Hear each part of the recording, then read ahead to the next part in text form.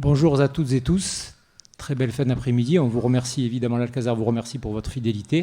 Et je suis très heureux de renouer un partenariat, surtout une présence des musées de Marseille pour une conférence autour de leur exposition. Là, en l'occurrence, il s'agit de la très belle exposition qui nous a accompagnés durant tout l'été, Vieira da Silva, L'œil du labyrinthe, que vous pourrez voir ou revoir au musée Cantini jusqu'au 6 novembre, me semble-t-il. Absolument.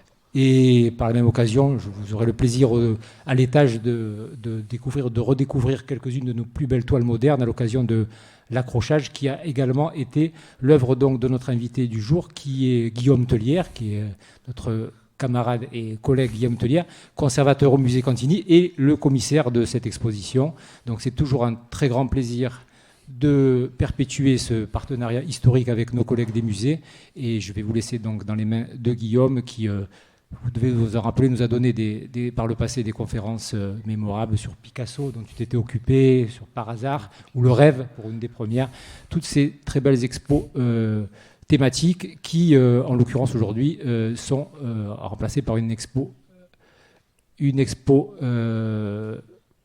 consacrée donc à Helena Vieira da Silva, monographique consacrée à Helena Vieira da Silva en cette année France-Portugal, et à laquelle on souhaite évidemment tout le bonheur de la réussite. Voilà, prenez place s'il vous plaît pour les dernières personnes arrivées. Et Guillaume, je te remercie, tu es ici chez toi, donc très belle conférence et à tout à l'heure. Merci beaucoup Serge et bonsoir à toutes et tous. Et effectivement, tu fais bien de le rappeler, ça fait plaisir en tout cas de renouer ce partenariat avec cette période qu'on a tous connue de confinement, déconfinement, reconfinement. On espère que c'est fini tout ça et qu'on va pouvoir se voir régulièrement pour nos expositions. Donc Vieira da Silva, c'est un projet moi qui me tient particulièrement à cœur parce que elle m'a accompagné durant mes études en fait d'histoire de l'art à l'école du Louvre, mais même avant, j'ai comme une impression, un souvenir un peu diffus que c'est par Vieira da Silva que je suis rentré dans l'art moderne. Souvent on cite Picasso, bon, j'avais travaillé sur une expo Picasso à la Vieille Charité, mais je pense que c'est son univers et sûrement une toile d'ailleurs que j'avais pu découvrir au musée Cantini, le théâtre de la vie, qui m'a, je pense, plongé dans cette aventure de la modernité en art. Et il faut dire au fond que l'œuvre de Vieira da Silva est absolument immense, à plus d'un titre.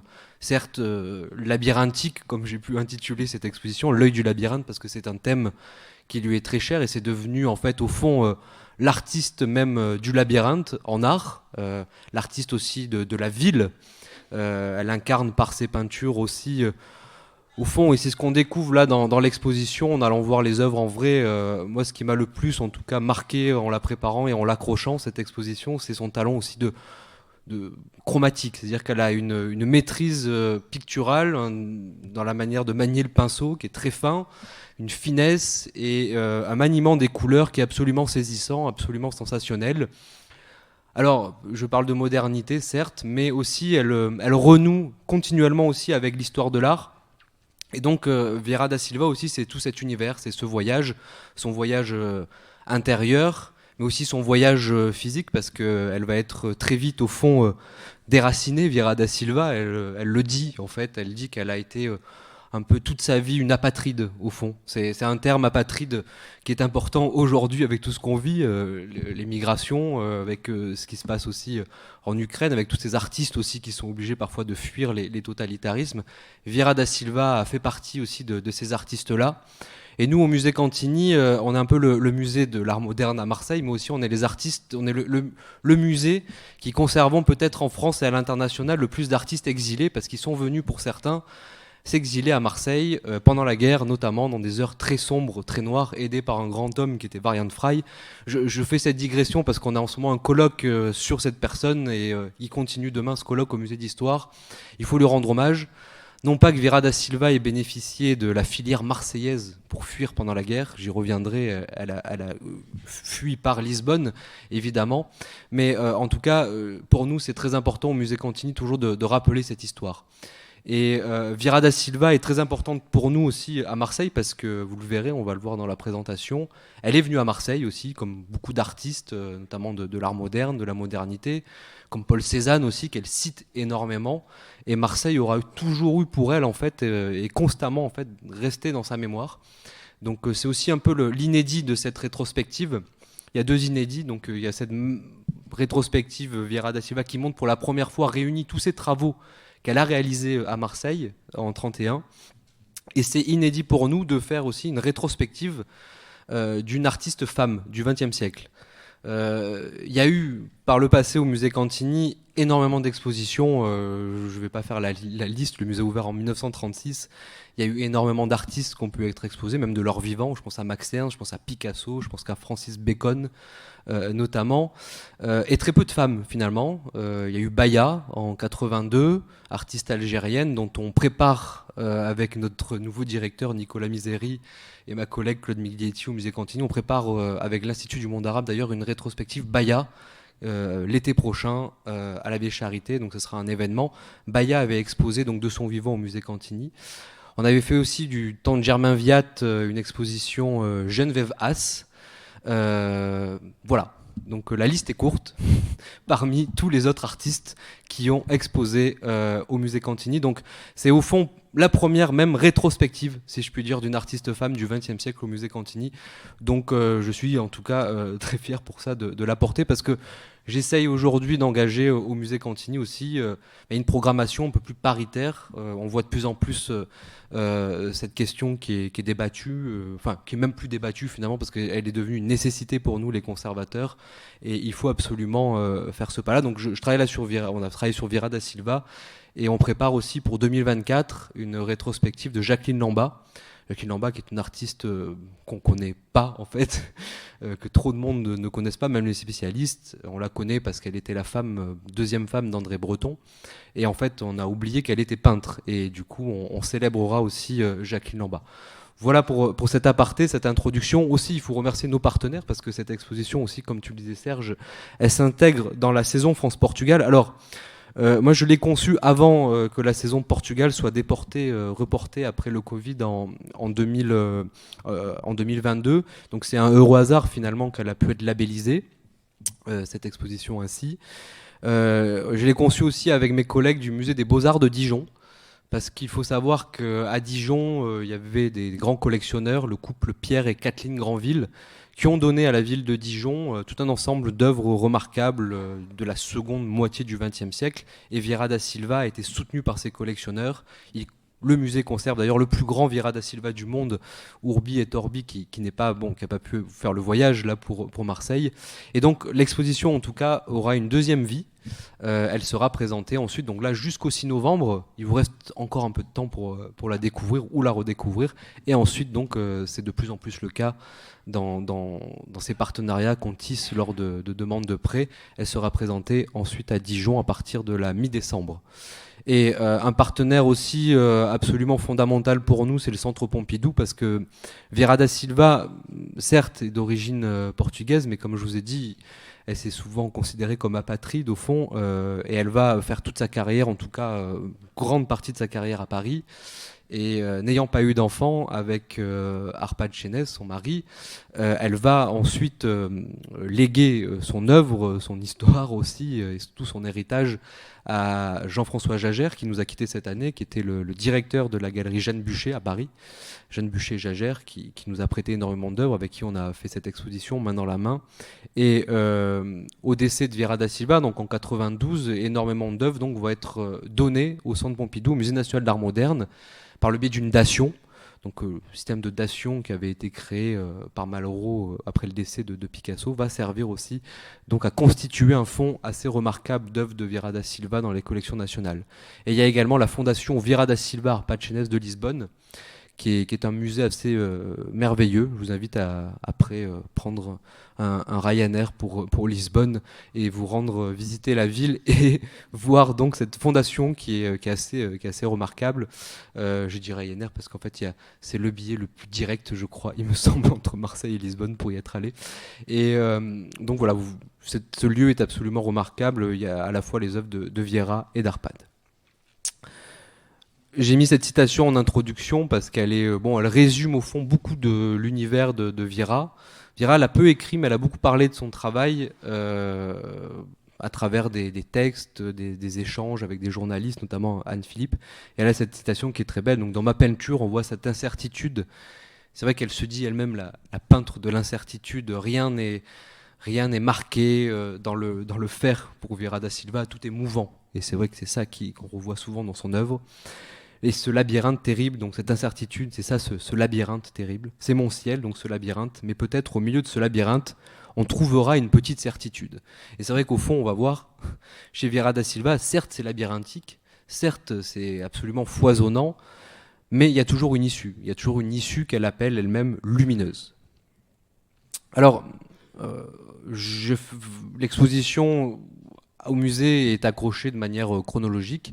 Donc je prends le parti ici d'être chronologique aussi, mais je pense que c'est important pour cet artiste notamment, parce qu'il y a une vraie cohérence dans son travail. Vieira est très mature, très vite en fait. Ça fait peut-être partie des mythes, souvent il y a des mythes chez les artistes. Chez elle, on dit qu'à 5 ans, elle avait décidé d'être artiste. Bon. Alors c'est vrai qu'en tout cas, cette certitude au fond dans sa carrière, on la ressent.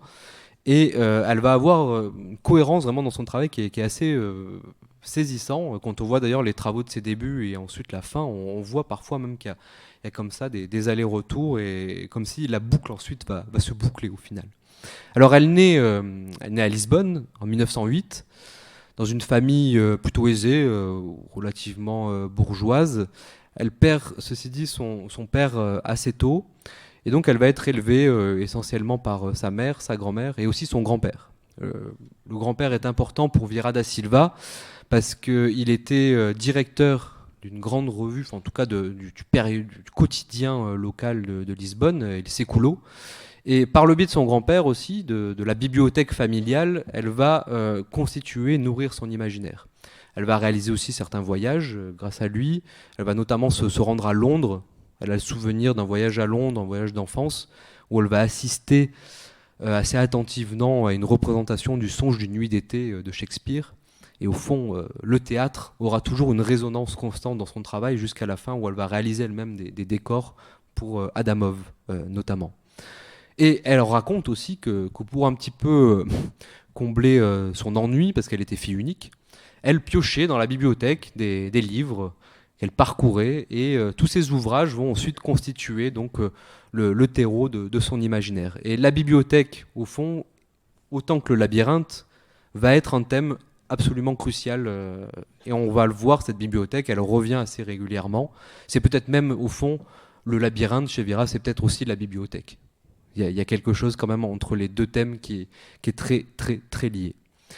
Donc elle grandit à Lisbonne, très vite, donc elle veut être peintre, et elle va s'en donner les moyens, et elle va être soutenue aussi par sa famille, à l'inverse parfois de certains artistes qui vont devoir se battre face à leur désir de devenir artiste. Elle est soutenue, et donc elle va s'inscrire à Lisbonne à l'Académie des Beaux-Arts, et aussi en parallèle, alors je ne sais pas si c'était pour avoir une assurance ensuite, un métier ensuite, mais elle s'intéressait beaucoup à la médecine. C'est pour ça que l'exposition, on l'introduit avec cet ensemble de dessins.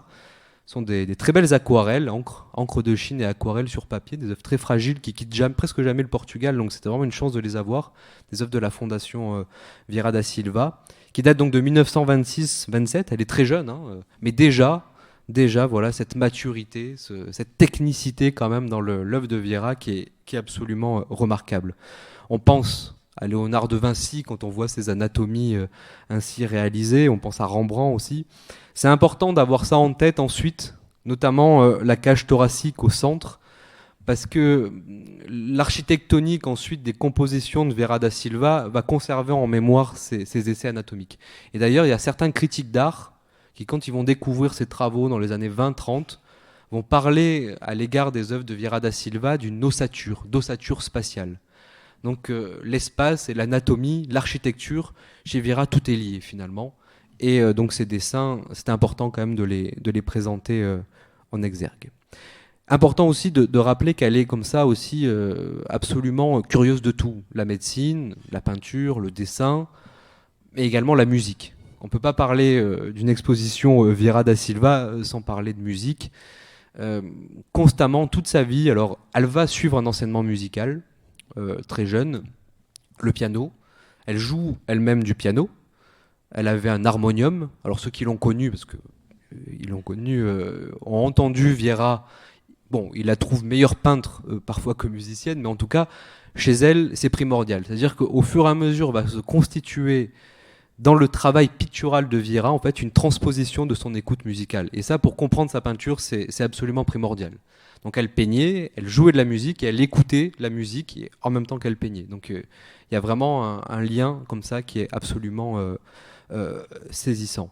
Donc elle écoutait Bach surtout, Debussy. Pour elle, Debussy est peut-être le compositeur ultime, et Mozart aussi. Bon, c'est un peu la Trimurti de Vieira da Silva. Je vous montre aussi cet autoportrait, voilà, de 1930. Donc elle est née en 1908, donc là elle a 22 ans et elle vient d'arriver à Paris. Parce que très vite, petit moment quand même sur la politique et l'histoire politique du Portugal, les artistes de cette époque vont être tous rattrapés par évidemment Salazar. Avec ce qu'on vit aujourd'hui en Europe, ça fait froid dans le dos d'en reparler, mais c'est évidemment ce qui va se mettre en place, l'Estado Novo de Salazar, évidemment conservateur contre les artistes et leur liberté d'expression. Alors qu'au fond, au Portugal, au début du siècle, c'était quand même constitué un vrai terreau, une vraie avant-garde. On ne le montre pas dans l'exposition parce qu'on n'a pas vraiment la place, mais je vous invite, il y a une très belle exposition en ce moment à voir en région parisienne, à Hyères. Donc hier, pas hier à côté de chez nous, hier YE2RES au musée Caillebotte. Une exposition qui s'appelle Les modernités portugaises. Et au fond, on ne s'est pas vraiment consulté, mais les deux expositions ont quasiment ouvert en même temps. Donc c'est comme ça un heureux hasard qui s'est formulé. Et cette exposition revient au fond sur ses débuts de tous ces artistes, et notamment sur une figure qui est primordiale à Lisbonne à cette époque. Il a d'ailleurs une sculpture qui lui est dédiée en plein cœur de Lisbonne, c'est Fernando Pessoa. Et Fernando Pessoa, qui est un poète, également critique d'art, va être au fond le grand promoteur, le diffuseur de toute l'avant-garde, l'idéologie aussi parisienne, artistique parisienne. Et donc Vieira da Silva va lire évidemment les textes de Fernando Pessoa, qui va publier aussi une revue au Portugal, à Lisbonne, qui s'appelle Orfeu. Alors pourquoi Orfeu ? Parce qu'en fait, il reprend au fond de Guillaume Apollinaire, ils étaient assez liés, l'orphisme. Guillaume Apollinaire à Paris, avant même la Première Guerre mondiale, va créer ce mouvement auquel vont se rallier surtout Sonia Delaunay, Robert Delaunay ou encore František Kupka, qui, en fait, c'est important ensuite pour comprendre Vieira, va faire la promotion de la synesthésie. La synesthésie, c'est cette manière comme ça, de conjuguer tous les arts entre eux, la danse, la musique, et donner, comme je vous disais au début, une primauté à la couleur. La couleur devient une force vive en art et va créer une forme de dynamique visuelle et voire une accélération du regard. Et je vous parle des Delaunay, c'est très important pour ensuite la suite chez Vieira, non pas qu'elle les ait vraiment côtoyés, mais durant la Première Guerre mondiale, Robert et Sonia Delaunay sont à Lisbonne, autour de Fernando Pessoa. Donc tout ce terreau comme ça intellectuel va se diffuser à Lisbonne, dans les académies aussi de peinture. Mais très vite, ça va être avorté, cette forme de révolution un peu avant-garde, à cause de l'ascension malheureuse de Salazar. Donc, Vieira da Silva est nourrie de ça, de fait. Toute sa vie, elle parlera de Fernando Pessoa, à qui elle doit beaucoup, comme beaucoup d'artistes et intellectuels portugais. Mais elle va, évidemment, comme tous les grands artistes, conquérir au fond le milieu de l'art et s'installer à Paris. Donc en 1928, elle fait un voyage, elle pense que ça sera court, elle est accompagnée par sa mère, mais ça va durer finalement toute sa vie. Elle va s'installer à Paris, elle rencontre à l'Académie de la Grande Chaumière, là où elle suit encore un enseignement de sculpture, là pour le coup, auprès de Bourdelle, l'enseignement aussi de Fernand Léger, important Fernand Léger pour comprendre la suite, l'univers, le progrès, la ville chez Fernand Léger. Elle a des discussions avec lui, son professeur, et ça va l'inspirer. Et elle rencontre très vite donc son mari, Arpad Chénès. que vous voyez ici, donc portrait d'Arpad. Là, on est en 1931. C'est intéressant de voir aussi, c'est comme ça que l'exposition commence à Cantigny, le regard très sûr d'elle, ce regard perçant, transperçant même. Ceux qui l'ont connu ont ce souvenir d'un regard vraiment qui pouvait fusiller du regard. Cette assurance aussi, même si elle parle beaucoup d'incertitude. Et à côté, Arpad Chénez, qui est beaucoup plus finalement peut-être mélancolique, certaines douceurs aussi qui émanent à la fois de sa peinture chez Arpad, mais aussi du personnage. Et ils vont former un couple absolument fusionnel. Tous deux alors vont travailler, ils vont toujours vivre ensemble jusqu'au décès d'Arpad. Ils seront juste de temps en temps séparés lors de voyages, surtout de Vira, parce que c'est là tout le paradoxe dans l'histoire de l'art, en tout cas des artistes femmes. C'est Vira vraiment là qui va devenir absolument connue très vite. Très vite, elle va être suivie par la galerie Jeanne Bucher, par des critiques d'art. Et à l'inverse, Arpad, lui, sera beaucoup plus en retrait. D'ailleurs, il y a tout un travail à faire encore, je pense, sur la diffusion de l'œuvre d'Arpad Chénez. Nous, on a un tableau au musée Cantigny qui est accroché là, dans les collections. Et il est, alors oui, vous faites bien de le rappeler, bien sûr. Arpad est d'origine juive, c'est très important pour la suite, et hongrois.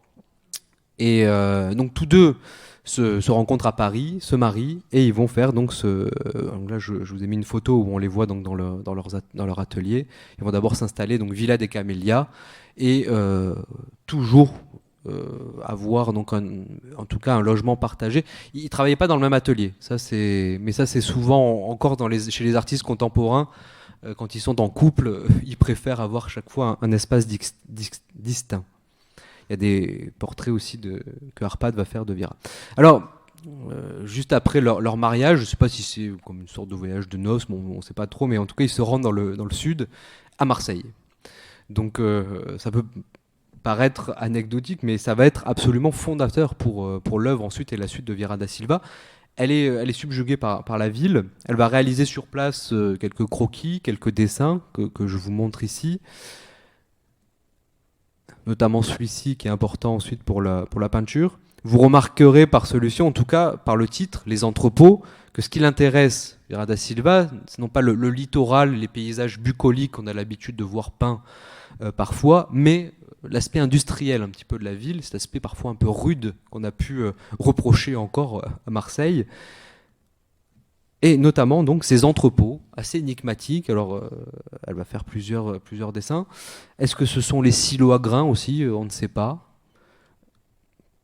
Et fil en aiguille, en fait, elle va constituer comme ça tout un carnet de notes. Elle écrit à sa mère aussi à ce moment-là, et peut-être ça nous met sur une piste aussi de ce qu'elle a voulu représenter ensuite. Elle va visiter aussi le château d'If. Donc elle est assez marquée par cette architecture comme ça esselée et le bleu de la mer autour. Elle écrit qu'elle est très marquée par ce moment-là, qu'elle part là-bas faire des croquis avec Arpad. Et à Paris, en fait, quand elle revient à Paris, ensuite, elle va réaliser toute une série de peintures. Vous avez celle-ci, ce Marseille de 1931. Voilà, encore un dessin, encore énigmatique.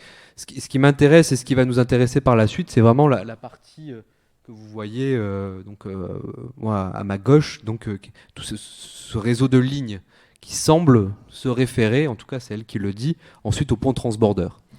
Alors je m'attarde un peu plus sur ce tableau Marseille blanc, parce que c'est un tableau qu'on a fait acheter, donc on était en sortie du confinement et on a pu en faire l'acquisition pour les collections du musée Cantigny, et c'est à partir de cette œuvre, de cette acquisition d'ailleurs, qu'ensuite est né le projet d'exposition. C'est un tableau assez énigmatique qui a appartenu aussi aux collections Bourda à Baden-Baden, qui est presque abstrait déjà. Il y a presque déjà au fond le schéma le pictural qui annonce la suite chez Vieira da Silva, un espace dévolu au vide, une architecture du vide, une architecture fantôme, on ne sait pas ce qu'il y a derrière. Et cette architecture, cette construction, ou cette voilure même, est soutenue donc par des... Alors moi j'ai tendance à... Certes, on pourrait y voir les câbles du pont Transborder, parce que beaucoup de gens, de commentateurs en tout cas de ce travail marseillais, ont parlé vraiment d'une référence au pont Transborder. Beaucoup d'artistes à l'époque ont été marqués par ce pont Transborder, notamment les photographes. Man Ray, Germaine Cloul, Florence Henry, Moholy-Nagy notamment, sont venus à Marseille à la même époque que Vieira, 29, 30, dans début des années 30, ont photographié le pont Transborder. Donc évidemment, ça lui parle. Moi aussi, je pense qu'il y a une référence aussi, peut-être, donc je vous ai mis une photo là du pont Transborder, dont une qui est conservée au musée Cantini, la plus abstraite des deux. C'est une photo de Laszlo Molinaj, qui est également hongrois d'ailleurs, grand photographe et cinéaste expérimental du Bauhaus en Allemagne. Là, dans ce tableau-là, les balançoires, il y a peut-être une référence dans la verticalité, cette architectonique, la linéarité aussi, aux câbles, au réseau de fils, parfois arachnéens, qu'on va retrouver peut-être dans nombre de ses œuvres ensuite. Elle le dit, que c'est ce qu'elle écrit ensuite, que ça a été une deuxième naissance pour elle. Lisbonne, Paris, Marseille, finalement une deuxième naissance. Et c'est là qu'au fond, elle va mûrir son schéma pictural. Mais si on revient aussi sur ce tableau, je pense, et quand on voit des films de l'époque, notamment le film de Molinage, Marseille, Impression, Vieux-Port, on se rend compte aussi, bon, malheureusement on voit encore ça aujourd'hui à Marseille, que certains bâtiments étaient soutenus par des poutres et des étais. Certains manquaient donc peut-être de s'effondrer malheureusement. Et ça, il y en avait partout un peu dans le quartier, notamment derrière la bourse de commerce, qui est devenu aujourd'hui le centre bourse, là où on se trouve, et également dans le quartier du Panier, énormément. Donc on imagine aussi Vieira da Silva traversant Marseille et être marqué aussi par ces poutres et ces étais, ces échafaudages. Le thème de l'échafaudage est important pour les artistes abstraits, finalement. Vieira da Silva fait partie de cela. Je pense à Mondrian. Mondrian, à Paris, va représenter toute une série d'échafaudages. Kay Sage, la femme d'Yves Tanguy, aussi, va peindre aussi toute une série d'échafaudages. Alors, voilà, Marseille, des critiques de l'époque aussi vont découvrir les travaux qu'elle réalise à Marseille et à un moment donné vont lui demander mais où vous voulez aller. Enfin, c'est sûr qu'en découvrant ça, c'est assez radical au fond. Ça n'évoque peu de choses, en tout cas pour des critiques d'art, des historiens de l'art de l'époque. Ils saisissent déjà quand même une vraie radicalité, et c'est ce qu'on verra par la suite de Vieira, une vraie plasticité aussi dans sa démarche, un vrai choix. Et au fond, elle va continuer, elle va aller au-delà, évidemment, de ce travail. En 1933, donc 2 ans plus tard, elle va être exposée par quelqu'un qui est absolument crucial pour elle, qui est Jeanne Bucher. Donc Jeanne Bucher, qui est une immense galeriste, elle a découvert Vieira da Silva, mais elle va montrer aussi à Paris Paul Klee. Elle décède malheureusement prématurément après-guerre en 1947, et donc comme je vous ai dit, la galerie ensuite va être reprise par Jean-François Jagère, son petit-neveu, et la galerie Jeanne Bucher-Jagère va devenir vraiment un partenaire, si je puis dire, des artistes de l'avant-garde, notamment de Dubuffet ou de Nicolas de Staël, pour citer que les 3 plus connus. Et donc elle fait cette exposition en 1933 où elle expose là toute une série de gouaches dévolues en fait pour illustrer un texte, un livre pour enfants de Pierre Guéguen qui s'appelle Coeco. Coeco, en fait, ce sont 2 petits esquimaux qui ici, donc sur ces planches, sont enlevés par des anges et vont réaliser comme ça un voyage absolument fabuleux à travers le globe. Ils vont quitter donc leur banquise natale, donc ça c'est la hutte sur la banquise de Coeco, et ensuite ils vont regagner les mers chaudes et faire un voyage fabuleux, rencontrer des êtres merveilleux. C'est un livre aussi où il y avait des planches à découper. Donc on pouvait découper les petits personnages, là ici les plier, et ensuite comme ça jouer et raconter l'histoire à son enfant. Alors j'ai un attachement particulier avec ce livre parce que j'ai un enfant de 2 ans, un peu plus de 2 ans, et ça fonctionne encore. C'est-à-dire qu'aujourd'hui il est venu voir l'exposition par exemple Vieira da Silva, il me dit ah papa Coco, Coeco. Donc toute œuvre aujourd'hui est un Coeco. Donc ça va avoir un certain retentissement cette exposition, au-delà de la naïveté qu'on peut y percevoir. Et là, très vite, donc, elle va être soutenue par des collectionneurs fidèles. Et c'est ça aussi Vieira da Silva, il faut se rendre compte que ça va être une artiste, comme je vous dis, qui est soutenue quand même par sa famille, mais qui va être soutenue aussi par ses contemporains. Elle va être les collectionneurs, l'État français après-guerre va acheter ses œuvres, et elle va ensuite avoir un succès fulgurant quand même. Donc il faut quand même avoir ça en tête, donc elle va quand même pouvoir vivre pleinement de son art.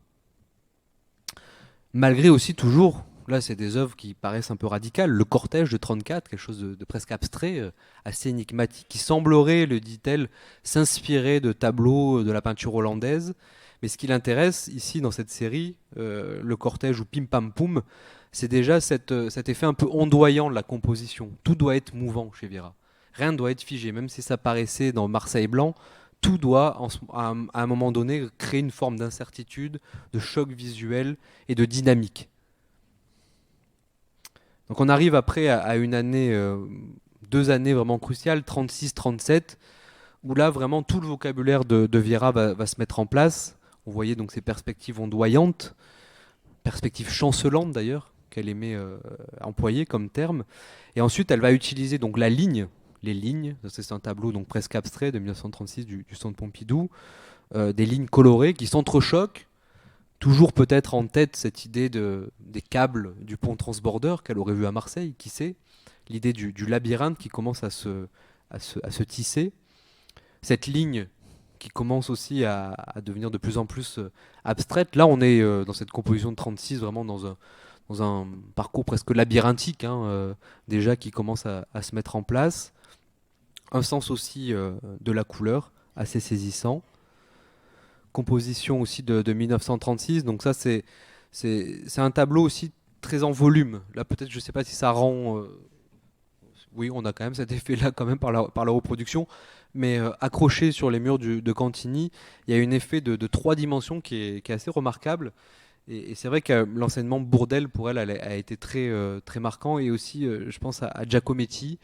Elle dit, Viera da Silva, que dès qu'elle allait à Paris voir une exposition d'Alberto Giacometti, elle ne peignait plus pareil. C'est-à-dire qu'elle commençait un tableau. Si elle allait voir cette exposition, ensuite, il fallait qu'elle revienne à quelque chose d'autre. Et à cette époque, Giacometti réalise tout un ensemble de sculptures, notamment spatiales, des cages. Et c'est ça aussi qui est transposé, je pense, dans ses travaux de ces années 30. Cette idée aussi presque symbolique donc de la cage. Et cette idée aussi de la volumétrie. Viera da Silva aussi, ce qui l'intéresse, c'est de ne plus aller dans la planéité de la toile, mais de créer que l'espace de la peinture devienne aussi l'espace du spectateur.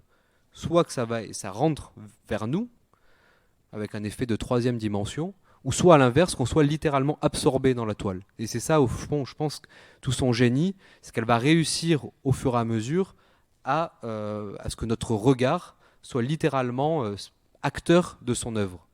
Ça, c'est important parce qu'elle préfigure par ce biais-là, finalement, tout ce qui va devenir en fait l'art cinétique des années 60-70. Souvent, quand je fais les visites au musée, on me parle de Vasarely avant l'heure, finalement. Et c'est vrai qu'elle a déjà peut-être ce sens du cinétisme, qui était déjà, c'était un débat que les artistes avaient à ce moment-là. Marcel Duchamp aussi expérimente beaucoup cette idée-là dans certains de ses travaux. Alors, je parlais peut-être plus en détail de celui-ci, Les Tisserands de 1936, qui est un tableau absolument... on l'a accroché et après il a fait partie de mes préférés d'un coup. Je vous parlais de Giacometti avec ses cages, enfin donc là il y a quelque chose qui se passe. Alors là pareil, ça va être compliqué avec la reproduction, mais il faut que vous me croyiez finalement. Mais à travers cette œuvre, en fait, là va se créer en fait une fusion entre la figure humaine et la composition. Et en fait, il y a des figures dans ce tableau par le pied en fait. Je sais pas, je vais me lever parce que comme ça sera plus facile.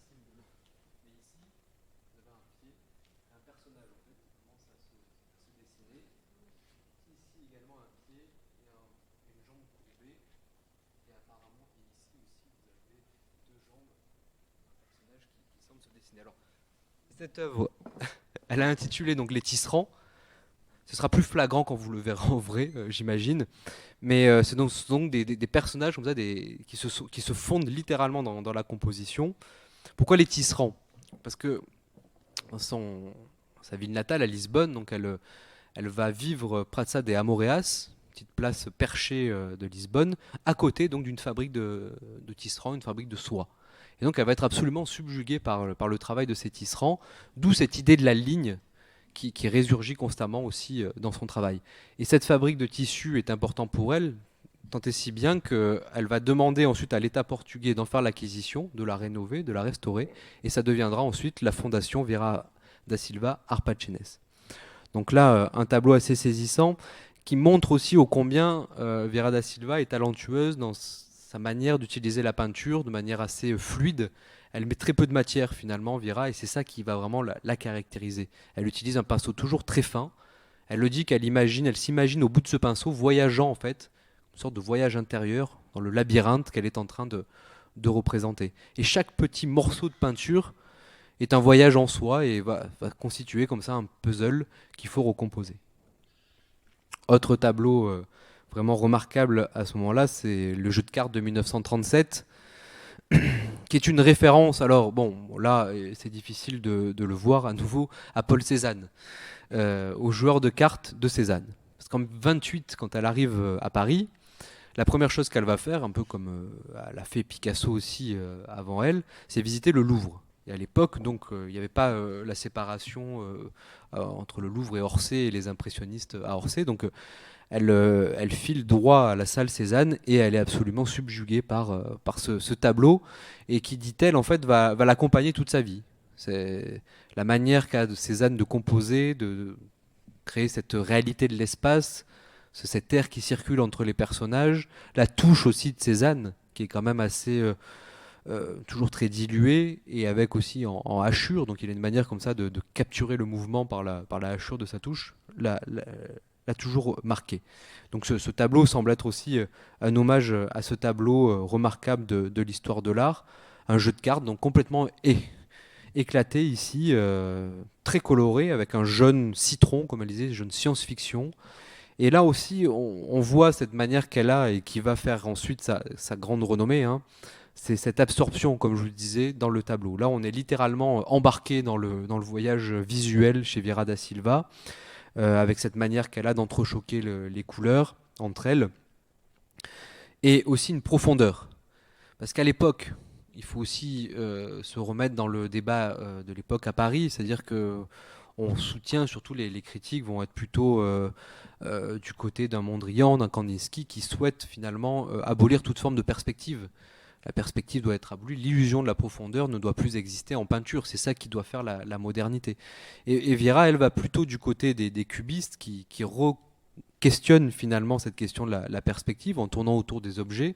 Elle s'intéresse beaucoup et de près aussi aux futuristes italiens. Alors non pas pour leurs préceptes qui vont friser ensuite le fascisme et la misogynie vraiment assez remarquable malheureusement, mais ce qui intéresse chez les futuristes aussi, c'est leur manière qu'ils ont de peindre la vitesse, l'automobile, la ville, le progrès technique.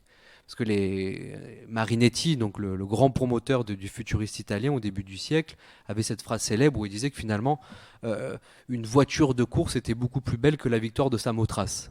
C'est ça aussi les futuristes. Et dans leur peinture, ils veulent représenter pour la première fois en art l'idée de la dynamique, l'idée de la vitesse, ce qu'on va appeler ensuite aussi, de manière un peu plus scientifique, la quatrième dimension. Et bon, Vieira lit tout ça, autant les textes sur le cubisme que le futuriste, et elle va au fond en faire une synthèse visuelle. Et la perspective, c'est cette notion qui est quand même remarquablement ancienne au fond en peinture, qui date de la Renaissance, elle va l'utiliser à bon escient pour représenter le progrès technique, la vitesse et la modernité, en nous absorbant littéralement dans ces tableaux. Autre tableau qui parle de lui-même, c'est la Scala ou les yeux, référence donc là plutôt à une scène de musique parisienne plus que la Scala à Milan. Un tableau qu'il a d'ailleurs parfois catégorisé un petit peu dans le rang du surréalisme. Alors souvent on pose la question, voilà, vu que vous êtes le musée Cantini, musée du surréalisme à Marseille, est-ce qu'elle était elle-même surréaliste? La réponse est non, absolument non, et fermement non, parce que Vieira da Silva ne voulait pas appartenir à aucun courant. Elle va côtoyer certes un peu les surréalistes. Je vous ai parlé de Giacometti, qui aussi va être d'ailleurs le témoin de mariage de Breton et Jacqueline Lambert. Elle côtoie un peu Max Ernst, parce qu'elle va suivre un enseignement de graveur aussi chez Stanley Hayter, où se réunissaient tous ces artistes-là. Mais elle ne veut pas appartenir à ce qu'elle appelait même une secte. Elle ne veut pas appartenir à aucun courant de pensée. Bon, elle avait sûrement raison, parce qu'elle voulait être singulière, se libérer de toute forme d'appartenance, et ça lui a toujours servi finalement d'être assez... Alors, elle n'était pas pour autant esselée, c'est-à-dire que chez Vieira et Arpad, c'était un petit peu la réunion aussi de tous les artistes. Et ça débattait, et ça n'en finissait pas de débattre d'ailleurs, de peinture, de musique ou de la société. Donc un tableau assez remarquable, très coloré, tourbillonnant aussi, qui nous absorbe littéralement dans la profondeur. La machine optique, alors là c'est le tableau le plus vasarélien, on va dire, de Vieira da Silva. Et une référence là vernaculaire, évidemment, elle le dit, elle parle beaucoup des azulejos de Lisbonne. C'est sûr que quand on va à Lisbonne, il y a deux choses qui nous marquent, c'est ces décors de ces façades, de ces mosaïques, de l'architecture colorée lisboète, mais aussi les pavés de cette ville qui n'est pas du tout droite, tout est complètement chancelant, effectivement, rien n'est droit à Lisbonne, alors peut-être que c'est les, les traces malheureuses de ce séisme du XVIIIe siècle qui a toujours marqué au fond les intellectuels portugais et Vieira d'ailleurs en parle souvent de ce cataclysme. Et c'est possible que dans ce côté comme ça, sa peinture devient presque un sismographe chez Vieira da Silva, un sismographe de l'âme, si je puis dire. Et il y a toujours comme ça cette idée du mouvement qui peut être assez proche de la pensée même lisboète. Un tableau aussi qui doit beaucoup à Bonnard. Elle le dit, hein. Autre artiste qu'elle va découvrir à Paris, c'est Pierre Bonnard. Elle voit une exposition, elle est absolument subjuguée par les nappes, surtout de Pierre Bonnard, ces nappes à carreaux, et les baignoires aussi de Bonnard. Alors, comme je vous ai dit, très vite le succès quand même est là pour Vieira, elle est soutenue, elle a des commandes aussi, de décors parfois, mais très vite nos deux artistes, Vieira et surtout Arpad au fond, sont rattrapés par les affres de la guerre. Arpad est juif hongrois, donc il va falloir fuir, il va falloir très vite fuir la France. Vieira, en plus en se mariant avec Arpad, a perdu sa nationalité portugaise. Et donc, tant bien que mal, ils vont tenter de retourner quand même au Portugal. Portugal, finalement, bon, qui a un statut un peu neutre dans le conflit, en tout cas au début. Ça va devenir effectivement, on le sait par toute cette filière qu'a mis en place après Varian Fry de Marseille, le Portugal et Lisbonne devient aussi une zone de départ pour les États-Unis, pour l'Amérique. Donc ils essayent de se rendre à Lisbonne, retrouver la nationalité portugaise, c'est très compliqué pour eux, malheureusement. Et donc ils vont devoir fuir et ils arrivent à avoir un visa ensuite non pas pour les États-Unis, comme vont faire beaucoup d'artistes contemporains, mais au Brésil. Alors évidemment, au Brésil, pour eux, c'est plus convenable vu la langue. Et donc, ils vont passer, c'est quand même énorme, surtout pour Vieira qui vit très mal ce malheureux voyage, parce qu'elle quitte sa mère qui reste au Portugal à ce moment-là. Et donc, ils vont rester 7 ans, quand même, de 1940 à 1947, à Rio de Janeiro. Donc, c'est un déracinement à nouveau, mais là, involontaire. Et donc, ils vont s'installer à Rio de Janeiro. Alors, à Rio de Janeiro, ils étaient quand même confortablement installés. Leur atelier maison va devenir aussi un lieu de rendez-vous des artistes, des poètes portugais et réfugiés et brésiliens aussi, notamment. Mais Vieira vit très mal cette installation. Arpad, lui, s'accommode parce qu'il va donner des cours à l'université. Vieira, bon, arrive aussi à avoir des commandes de décors à nouveau. Mais elle continue à peindre dans des conditions aussi peu convenables pour elle, parce qu'elle utilise beaucoup l'essence de térébenthine dans sa peinture, qui permet de diluer au fond les pigments. Et vu la chaleur en fait brésilienne, c'est compliqué. C'est-à-dire que ça crée des vapeurs, ça l'incommode énormément. Et donc elle va aussi s'adonner à cette époque plus directement à la gouache. Et c'est vrai qu'on verra après-guerre, il y a beaucoup de gouache chez Vieira da Silva qui est utilisée, et déjà aussi en préalable au Brésil. Et elle va utiliser aussi une technique qu'elle met en place qu'elle remet en place au Brésil, c'est la tempera. Tempera qui consiste en fait à ne plus utiliser de térébenthine, mais du jaune d'œuf pour lier les pigments. Une technique aussi très, très ancienne finalement, qui date de la Renaissance. Donc là on la voit ici photographiée à Rio, dans son atelier, peignant un tableau qui est dans l'exposition, que je vous montrerai après, le Calvaire. Avant, je vous parle de celui-ci, le Désastre. Un tableau qui résonne encore plus aujourd'hui avec ce qu'on vit avec l'Ukraine. Elle peint ce tableau. Alors, il y a un moment au Brésil, en fait, elle va avoir une peinture presque catharsistique, si je puis dire. Pardonnez-moi ce terme, mais c'est des peintures qu'elle n'aime pas. Enfin, c'est des œuvres où elle va dépeindre son monde contemporain, les affres de la guerre, de cette Europe qui est en train de sombrer.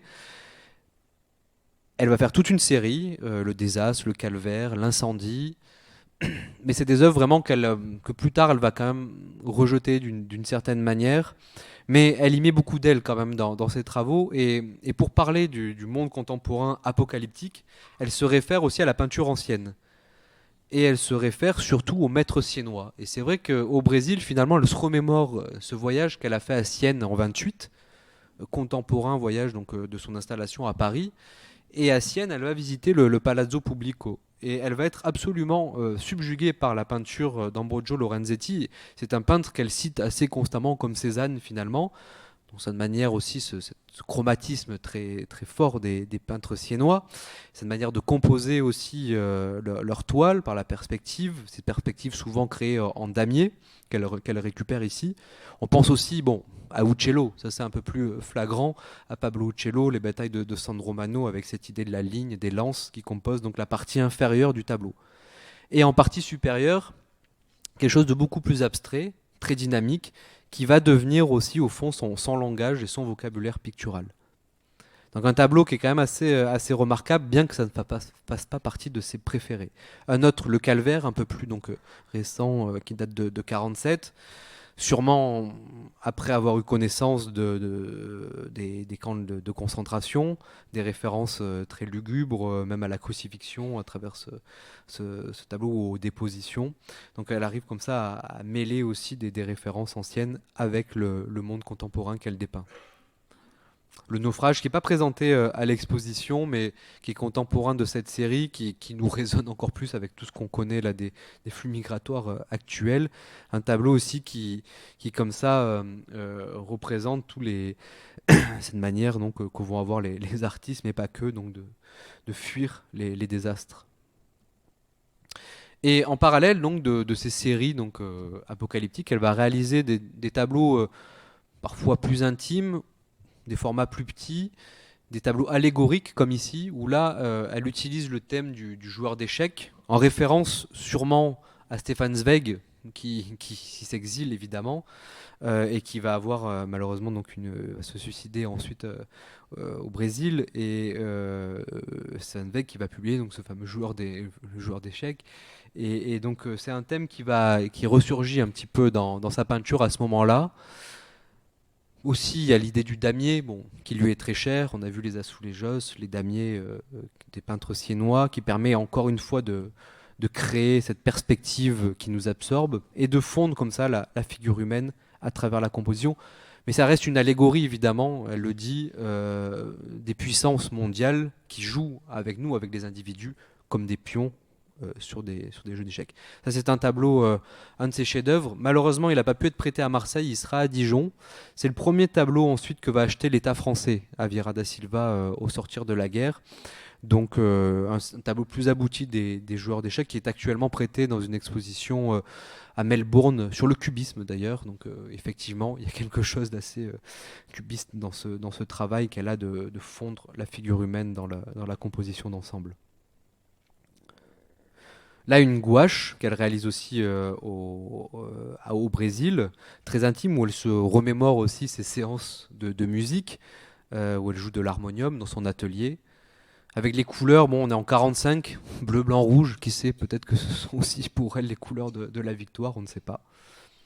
Très beau tableau aussi, celui-ci, qui est un tout petit tableau, une gouache sur carton entoilé, qui est montré pour la première fois dans notre exposition, parce qu'au Brésil aussi, elle peint Lisbonne, constamment. Lisbonne, bon, Paris aussi, mais Lisbonne va devenir au fond le leitmotiv dans la peinture de Vieira da Silva. C'est presque un personnage en soi, ça ne la quitte jamais, et elle est toujours, elle se réfère constamment à sa ville natale. Lisbonne by Earth avec des libellules ou plutôt des sortes d'hélicoptères, des bombardiers sur la ville. Place de Lisbonne de 45 aussi, un tout petit tableau là qui vient de Dijon, qui se réfère aussi à la peinture de la Renaissance. Un de mes préférés, la ville au bord de l'eau, référence donc à cette ville océanique. Lisbonne aussi, c'est une ville où les entrées maritimes sont très présentes et vont fondre comme ça aussi les lignes architectoniques. Donc tout se fond finalement et fait tableau. Et c'est ce qu'elle représente ici, je pense, dans ce tableau. Une œuvre assez remarquable qui est un petit format finalement, mais un petit bijou. La Véranda, qui est un tableau important là, qui permet de parler d'un autre artiste qui l'a beaucoup marqué, qui est Joaquim Torres Garcia, je parle d'abord de Torres Garcia, mais qui est un artiste uruguayen qu'elle va découvrir à Paris lors de l'exposition, une exposition qu'organise la galerie Jeanne Bucher. Et non pas qu'elle va rencontrer Torres Garcia à Paris ou au Brésil, mais elle va lui écrire. Et Torres Garcia aussi va lui écrire. Donc ils vont comme ça, notamment au Brésil, avoir une relation épistolaire assez intense. Et elle va absolument soutenir son travail. Viera est beaucoup plus connu que Joaquim Torres Garcia finalement, mais il y a eu des expositions, notamment au Musée Berardo, qui montraient leur travail ensemble. Et Torres Garcia a une manière de composer en grille, de manière assez marquée, avec des idéogrammes en référence à l'art précolombien également. Et on voit dans ce tableau comme ça la véranda de 1948. Donc là, elle a quitté le Brésil, mais il y a déjà cette volonté de composer la toile avec cette grille très marquée. Et c'est quelque chose finalement qu'on va retrouver plus tard dans nombreux de ses travaux. Donc Torres Garcia et Viera, un lien fort. Donc là, on est en 48, donc comme je vous ai dit, elle revient en France. Pour la petite histoire, elle repasse par Marseille d'ailleurs. Il y a une photo où on la voit sur un paquebot arrivant sûrement à la Joliette. Bon, elle y reste pas, ils vont se réinstaller ensuite à Paris, dans le 14e arrondissement, boulevard Saint-Jacques, et ensuite rue de l'Abbé Carton. Et plus tard, d'ailleurs, ils vont acheter, dans les années 50-60, à Yèvre-le-Châtel, une maréchalerie, donc une grande bâtisse, qu'ils vont un petit peu rénover, et ça va devenir leur maison atelier. C'est d'ailleurs là-bas qu'ils sont aujourd'hui inhumés. Donc revenons sur ce tableau qui est assez intéressant, qui est aussi un petit format, mais qui permet d'illustrer ce qu'elle dit, c'est-à-dire que ce qui l'intéresse, Vieira da Silva, c'est ces lignes infinies qui relient les individus entre eux. Et c'est vrai que cette citation, moi, elle m'a beaucoup marqué, et au fond, elle résonne beaucoup aujourd'hui, parce que c'est ce qu'on vit. Les portables, la connexion, l'ultra-connexion. Et c'est vrai que dans son travail, bon, ce serait anachronique, mais il y a un aspect presque visionnaire, au fond, chez Vieira da Silva, de s'intéresser à cette infinité de lignes qui relient les individus entre eux. Et ce tableau en est peut-être une illustration. Quelque chose d'assez original aussi, qui est peu montré dans les expos Vieira da Silva, ce sont ses yeux, en fait. C'est des cailloux qu'elle conservait, qu'elle collectionnait. Il paraît qu'elle collectionnait un peu tout. C'est-à-dire que les artistes, ils détestent qu'on nettoie leur atelier. Picasso le premier d'ailleurs, je parle encore de Picasso, mais ils supportaient pas qu'on puisse enlever la moindre bout de poussière. Ça leur servait. Vieira, c'est un peu pareil. Il paraît qu'elle conservait tout un ensemble d'objets, de petits papiers sur lesquels elle notait des références dans les poches de sa robe de chambre, et des cailloux, des objets un peu divers. Et elle peignait des yeux. Alors, inspirée peut-être de l'art égyptien, de l'art minoen aussi. Et elle donnait ces cailloux à des amis, et notamment un ami qui lui est absolument cher, c'est René Char. René Char qui dira d'elle d'ailleurs, ma voisine une et multiple à la fois. Et il paraît que René Char et Vieira aussi avaient comme ça une relation non plus épistolaire mais tellurique, alors, où ils s'échangeaient comme ça des mots, des yeux, à travers donc leurs différents échanges. Alors je reviendrai après sur René Char, parce qu'elle va illustrer évidemment des poèmes et des essais, des textes de René Char. Égypte, donc je parlais de l'art égyptien, pourquoi pas ici une référence à l'Égypte, on est en 48. Alors les titres des œuvres, c'est ça qui est souvent ambigu, et c'est vrai que quand on fait la visite avec mes collègues aussi médiatrices au musée, les visiteurs nous interpellent, mais pourquoi l'Égypte, pourquoi ce titre, et souvent au fond, c'est pas Vieira da Silva qui donnait ces titres. Parce que le tableau, chez Vieira da Silva, dans le processus créatif, elle ne sait pas quelle va être la finalité de l'œuvre au fond. Elle commence un tableau, elle le peint, parfois elle pouvait le reposer, elle le reprenait, elle en prenait un autre. Ça pouvait mettre des fois plusieurs années. Hein. Et c'est finalement la finalité de l'œuvre qui dicte à l'artiste ce que va devenir son tableau. Elle n'a pas vraiment pressenti préalablement un thème sous-jacent. C'est ça qui est assez saisissant. Donc elle parle d'instinct, elle dit qu'elle peint par instinct. Alors, non pas par hasard, parce que ça serait un peu trop fort, parce qu'elle maîtrise tellement, elle a vraiment un sens quand même de la délicatesse et de la minutie qui est telle qu'on ne l'imagine pas comme Pollock laissant réagir la peinture en dripping.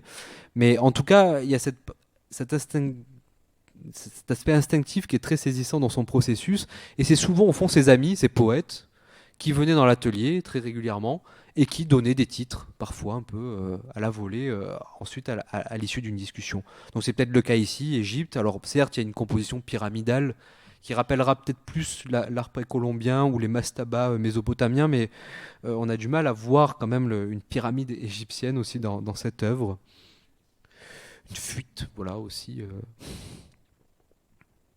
Tableau aussi assez fort qui rend moins là en reproduction. Moi, ce qui m'a marqué dans l'accrochage aussi sont les blancs, les gris de Vieira da Silva. Souvent, on la rattache à des peintures un peu nerveuses, très colorées, mais finalement, elle a un sens de l'économie de couleurs qui est très saisissant. Et un tableau comme ça est fait avec une myriade de nuances. Alors que comme ça, il peut apparaître un petit peu terne, un petit peu gris finalement, mais il y a toute une nuance de couleurs, tout un ensemble de tesselles, de mosaïques très fines qui sont représentées. Là, c'est un tableau donc, qui provient d'une collection particulière, très très fragile, donc c'est une chance de l'avoir, Le Souterrain, qui est un de ses chefs-d'œuvre. Donc là, on est littéralement dans le. Là, c'est tout viral, hein, vraiment, cette absorption, on la ressent, visuelle, physique. C'est un tableau aussi qui se réfère à la littérature parce qu'elle dit qu'elle pensait à Kafka là, quand elle était en train de le peindre, ce souterrain, à la fameuse nouvelle de Kafka, Le Terrier, qui a beaucoup inspiré les artistes, notamment André Masson. On conserve un tableau de Masson sur Le Terrier, sur ce thème. Et donc, elle pense à cet auteur dans cette œuvre. Composition au damier bleu. Donc là, on est dans un travail presque textile chez Vieira da Silva. Non pas qu'elle ait elle-même travaillé le tissu, elle a travaillé le papier, elle a produit des fois ses propres papiers, elle a confié à des tisserands ensuite des grandes tapisseries, mais elle n'a pas elle-même travaillé le tissu. Tableau, là c'est une gouache, petit format, mais un condensé aussi avec cette idée là ondoyante et comme un œil qui apparaît. Ça aussi avec nos collègues, de plus on voit l'exposition au quotidien, plus on se dit qu'il y a peut-être préalablement quand même dessiné au fond une sorte d'œil, l'œil de ce labyrinthe qui semble sous-jacent. Ça c'est le tableau peut-être le plus important de notre rétrospective, la bibliothèque. La bibliothèque, ce labyrinthe terrible, l'incertitude qui apparaît, la bibliothèque familiale constamment convoquée, une bibliothèque qui se transforme presque en ville, c'est un continent. Il y a un enfant qui a vu l'exposition, qui suivait une visite et qui il dit à sa maîtresse, mais c'est un continent. Et c'est ça, en fait, c'est là que les enfants, des fois, comprennent tout à la peinture. Et oui, c'est ça, c'est un monde en soi, c'est un univers qu'elle a essayé de représenter ici. Cette bibliothèque, chez elle, c'est le monde. Avec toujours ces tesselles, ces mosaïques qui se réfèrent aux azulejos, le rayonnage des livres, mais qui tendent à se transformer comme une ville, comme une scène de théâtre aussi, avec cette tissu au fond de la composition qui nous absorbe, et plusieurs points de fuite, c'est-à-dire que la perspective, au fur et à mesure, chez Vieira da Silva, ne va pas laisser percevoir un point de fuite unique, mais une pluralité de points de fuite. Comme si elle avait une volonté de nous échapper, que sa toile, en fait, comme ça, devait s'agrandir à l'infini. La notion d'infini aussi est absolument fondamentale pour la comprendre. Et ce tableau, d'ailleurs, fait penser à un auteur qui a beaucoup écrit sur l'infini, l'éternité, la bibliothèque, le labyrinthe. C'est Jorge Borges. C'est qu'on, vu qu'on est dans une bibliothèque, au fond, il faut piocher comme ça un peu les ouvrages de Vieira da Silva, qui lisait énormément. Borges, évidemment, est une référence qui saute aux yeux, si je puis dire, quand on voit une œuvre de Vieira da Silva, avec cette manière qu'il a comme ça de nous perdre presque au fil des mots. Piranèse aussi, pour citer là une référence à la peinture ancienne, qu'elle cite aussi, avec ses fameuses cellules, ses prisons. Mais là, Piranèse, on est dans la gravure Renaissance, hein, mais elle rejoue aussi, elle revisite un petit peu ce style-là. Donc je vous parlais de René Char.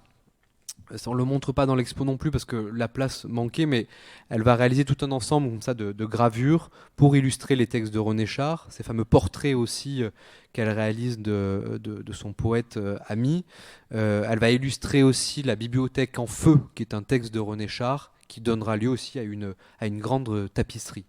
Donc ça permet de voir aussi tout le travail graphique qu'il y a chez Vieira da Silva. Nous, on montre surtout de la peinture, c'était mon choix en tant que commissaire, mais elle a un ensemble de dessins, de gouaches, de gravures qui est assez remarquable. Donc, la gare Saint-Lazare, apparemment, c'était le tableau préféré de Jean-François Jagère, et c'est aussi un petit condensé presque impressionniste aussi.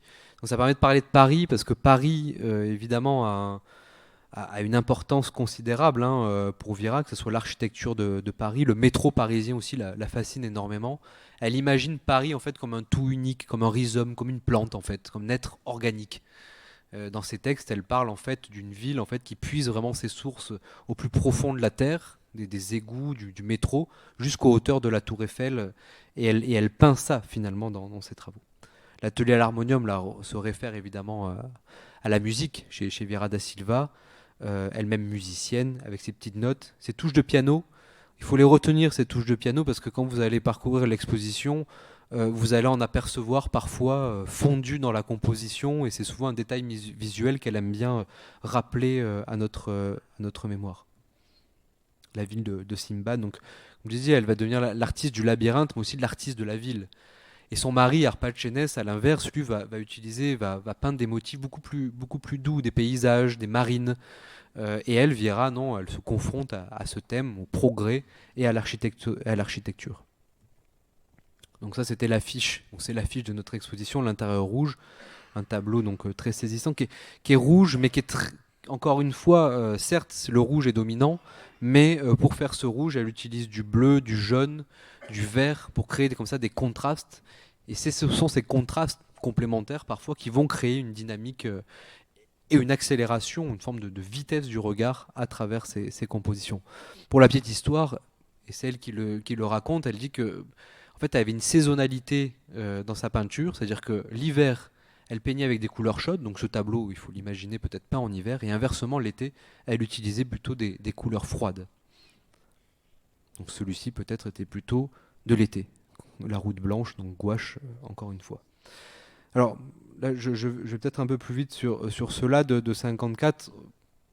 Je vous parlais du surréalisme au début, dans les années 20. Est-ce qu'elle était surréaliste? Non. Est-ce qu'elle a appartenu à la seconde école de Paris, à l'abstraction lyrique après-guerre? Encore une fois, j'ai envie de dire non, même si on l'a souvent catégorisée, on a eu tendance à la rattacher à cette mouvance, parce que son style, évidemment, la rapprocherait peut-être d'un Hartung, d'un Bazaine, mais elle a toujours souhaité ne pas, ce qu'on l'a fini notamment à cette notion d'art lyrique. Elle détestait ce terme, bien que sa peinture quand même évoque d'une certaine manière une vraie musicalité, elle ne veut pas qu'on la rattache à ce groupe de l'abstraction lyrique. Et dans les années 50, par contre, très singulière, elle va être absolument soutenue par tout un ensemble de collectionneurs, et tous les grands, même directeurs de musées à travers le monde, que ce soit le MoMA, le Met, le Guggenheim, tous les musées allemands aussi, vont s'emparer au fond de Vieira da Silva et vont faire des acquisitions d'œuvres de Vieira da Silva. Et aujourd'hui, donc, toutes les œuvres qui sont conservées dans ces musées internationaux ont été achetées quand même du vivant de l'artiste. Et au fond, il y a deux grands artistes qui vont se dessiner après-guerre. Vous avez Soulage qui va connaître un petit peu ce même succès. Très vite, Soulage va être suivi par les collectionneurs et encore évidemment aujourd'hui. Et Vieira da Silva va avoir cette même destinée. Zawuki aussi est quand même assez soutenu et va avoir même une destinée nationale, comme Vieira da Silva d'ailleurs l'aura de son vivant. Là, je parle de destinée nationale parce que ce tableau, Les Jardins suspendus, et un autre aussi, Les Stèles, qui date de 55. C'est un tableau d'ailleurs qui fait le plus penser à la peinture de Zawuki, si vous l'avez en tête. Ils étaient assez amis d'ailleurs, hein. Zawuki et Vieira da Silva, deux artistes exilés au fond à Paris. Ils allaient d'un atelier à l'autre. Et ce tableau, et Zawuki, vous savez, a eu quand même les honneurs nationaux, et Vieira da Silva aussi. Hein. François Mitterrand allait au vernissage de la Galerie Bûcher voir Vieira da Silva. Vieira da Silva va avoir, c'est elle qui, la première femme à avoir une rétrospective de son vivant au Grand Palais. C'est quand même important. Et ce tableau était donc précédemment accroché avant de venir à Marseille à l'Élysée, du coup, parce que Brigitte Macron apparemment adore Vieira da Silva. Donc elle avait choisi dans les collections nationales 2 tableaux, dont celui-ci pour décorer les salons d'honneur de l'Élysée. Tableau assez saisissant aussi. Là, on rentre vraiment dans une Vieira da Silva peut-être plus conceptuelle, très musicale aussi. Moi, je pense à la musique concrète, à Boulez, à Varèse aussi quand je vois ce tableau. Un tableau, là, ça rend pas non plus peut-être en repro, mais c'est un nuancé de couleur en soi. Encore une fois, on est face à un gris, des beiges, des camailleux, mais il y a tout un ensemble de tesselles colorées qui est assez saisissant, subjugant. On rentre là presque dans une aventure abstraite qui va la définir même dans son langage pictural. Les grandes constructions, donc là on est vraiment à Paris, au fond. À Paris, dans le 14e arrondissement, elle écrit qu'elle est fascinée par ce métro aérien. C'est ce qu'on devine un peu, c'est cette architecture-là qui est très nerveuse d'ailleurs, hein, dans sa manière de... On a l'impression d'être face à un dessin, une gravure, mais non, c'est vraiment une huile sur toile. Donc on voit qu'elle utilise un pinceau très très fin et elle dessine. Elle n'a pas de dessin sous-jacent, c'est-à-dire qu'elle ne va pas prendre un crayon préalablement pour faire ses compositions, mais elle dessine par le trait, par le pinceau. Et c'est là qu'on voit une Vieira da Silva aussi très inspirée par la gravure, cet enseignement de graveur resurgit ensuite dans ses tableaux. Je disais l'artiste des villes, ensuite elle va faire des portraits de villes. Elle avait déjà entamé ça à Marseille en 31, on l'a vu avec Lisbonne, donc les grandes constructions qu'on vient de voir à Paris, là Londres, cet effet finalement assez nuageux de la ville londonienne. Aix-en-Provence aussi, euh, plus près de chez nous, 58. Tableau, donc, comme je vous disais, du Guggenheim à New York. C'est pour ça bon, que je me suis abstenu là de le demander en prêt. Vous savez combien coûte aujourd'hui et bon aussi, il faut respecter tous les programmes écologiques. Donc, on s'est passé de ce tableau. Mais en tout cas, il paraît que le Guggenheim est en train de préparer un projet là, de rétrospective de Vieira da Silva. Rouen aussi, qu'elle a peint. Stèle, un tableau donc peint à la tempéra. Là, comme je vous disais, cette technique, elle va commencer à développer plutôt au Brésil. Le liant et de l'œuf pour les pigments. Un tableau très très fragile qui était accroché aussi à l'Élysée. Donc finalement, on l'a aussi dans l'exposition. Donc c'est une chance. On songe à Lisbonne, peut-être, à cette ville perchée tout en hauteur, à la verticalité aussi peut-être de New York, parce que dans les années 60, elle se rend à New York, et là aussi ça va être un vrai choc visuel, et la verticalité des gratte-ciel se ressent ensuite dans ses compositions par la suite. Et c'est un hommage à sa mère défunte en 64, c'est assez douloureux pour elle, et on va voir qu'à chaque moment de sa vie, en tout cas au décès de sa mère et ensuite au décès d'Arpad, dès qu'elle est confrontée finalement à cette question de la mort, elle va pas utiliser une peinture sombre, mais au contraire, elle va illuminer sa palette. Et c'est fou comme finalement la lumière rejaillit quand elle est confrontée à la mort, Vieira da Silva. Et c'est quelque chose au fond dont elle est assez à l'aise pour en parler. Elle dit que la mort sera au fond une forme d'au-delà et une forme de réponse à toutes ces incertitudes. Donc il y a quelque chose chez elle, l'idée de l'infini, de l'éternité, qui ressurgit évidemment dans sa peinture, qui est constant. Et on va voir qu'après le décès de sa mère, notamment, elle se lance dans des peintures beaucoup plus peut-être métaphysiques, voire conceptuelles, sur le thème comme ça, de l'au-delà, l'issue lumineuse, la mémoire aussi, qui vont être convoquées assez régulièrement. Je vous montre aussi ces deux œuvres, donc la basilique, notamment la basilique, parce que ça c'est contemporain de tout un. Ça c'est un très beau tableau qu'on a dans l'exposition. Là on les voit pas, mais il y a des touches de piano qui apparaissent dans la composition. On pourrait penser à New York, mais apparemment, donc ce serait plutôt donc une architecture de basilique. Peut-être la basilique donc de Reims, parce elle a réalisé tout un ensemble de vitraux, comme beaucoup d'artistes d'ailleurs, pour la reconstruction ensuite vont être mobilisés pour réaliser des vitraux. Je pense à Bazaine, on pense à Soulages après, qui travaillera à Rodez. Et là donc c'est l'église Saint-Jacques de Reims. Oui, oui, oui, absolument. Alors, c'est pas elle qui a réalisé les vitraux elle-même, elle a réalisé les patrons, les maquettes, les esquisses, qui sont conservés au CNAP, et ensuite les cartons, voilà, je cherchais le terme, et ce sont ensuite des maîtres verriers qui ont travaillé pour Vieira da Silva. Soulage a fait ça aussi pour Rodez, pour Conques, pardon, excusez-moi, pour Conques. Il avait d'ailleurs travaillé aussi au CIRVA à Marseille pour faire tous ses essais. Et donc là, Vieira, comme beaucoup d'artistes, a réalisé tout cet ensemble. Et c'est vrai qu'on va voir aussi dans les années ensuite 70, sa peinture s'illumine. On a l'impression d'être face à des vitraux, comme si les œuvres étaient presque rétro-éclairées. Cette manière qu'ont les maîtres verriers aussi de contenir le verre dans des armatures en métal. On a l'impression aussi qu'elle reprend ça dans certaines compositions. Une autre bibliothèque ici, donc là qui date de 66, donc comme je vous disais, c'est un thème récurrent dans le travail de Vieira. Bibliothèque, mais encore une fois, qui se transforme en ville. Moi, je pense plutôt à New York, encore une fois, là pour ce travail, avec cette architecture presque élancée. Et une manière qu'elle a de composer aussi en deux parties. Ça devient assez récurrent dans ce moment-là. Une partie donc latérale beaucoup plus colorée, parce que lyrique, et une partie beaucoup plus mesurée dans le choix des couleurs. L'équité aussi, un très beau tableau, très lumineux, hein, encore une fois, là on est dans la lumière. Une manière donc de travailler la perspective, le nombre d'or aussi, et une double perspective ici. Donc c'est ça aussi Vira, cette manière qu'elle a de travailler, donc, de jouer avec notre regard. On a l'impression qu'elle a plié la toile, qu'elle a déplié et qu'elle a ensuite composé à la suite du pliage.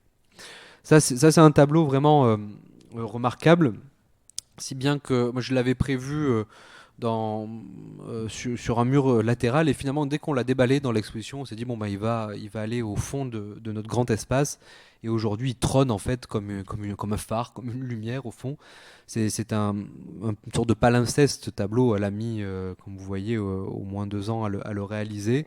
Je vous montre cette photo qui est assez saisissante, on la voit là au travail.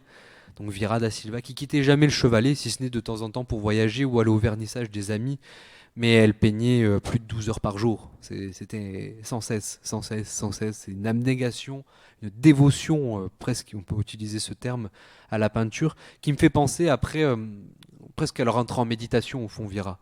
On est là presque face à un mandala, cette idée de la mémoire. Donc ce sont toutes les petites touches de peinture qui sont des concentrés de mémoire. Et elle le dit d'ailleurs, elle dit que pour comprendre ma peinture, il faudrait finalement avoir retenu toutes les secondes, tous les instants de ma vie qui sont ensuite,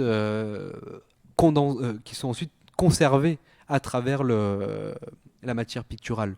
Donc c'est ça aussi qu'elle essaye de faire à travers ses œuvres presque grimoires. Et toujours vous voyez apparaître, donc, comme je disais, cette issue lumineuse. Ça, c'est très important pour elle. On est dans les fins des années 60, années 70 aussi, ça apparaît. C'est donc cette sorte de fenêtre, peut-être vers un au-delà, qui va éclairer donc le labyrinthe qu'elle est en train de peindre. Jour et nuit, donc tableau assez toujours très, très lumineux finalement de 67. Et inversement, un tableau qui est presque troublant dans cette rétrospective. J'ai hésité finalement à l'emprunter, mais je trouvais qu'il était intéressant parce qu'il contraste avec tout le reste.